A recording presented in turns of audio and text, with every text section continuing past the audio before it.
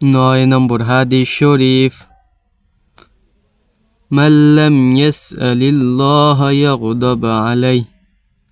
হাদিস শরীফের অর্থ, যে ব্যক্তি আল্লাহ তাআলার নিকট দুআ করে না, আল্লাহ তাআলা তাহার উপর রাগান্বিত হন।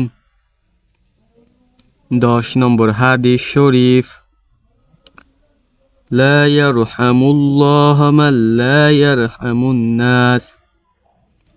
হাদিস শরীফের অর্থ, আল্লাহ তাআলা ওই ব্যক্তির উপর রহম করে না যে মানুষের উপর রহম করে না। আমাদের চ্যানেল যারা নতুন দর্শক আছেন, আমাদের চ্যানেলটি সাবস্ক্রাইব করে আমাদের পাশেই থাকবেন। নিয়মিত দোয়া, হাদিস এবং কুরআন শিক্ষা সহ বিভিন্ন প্রকারের শিক্ষণীয় ভিডিওগুলো পেতে।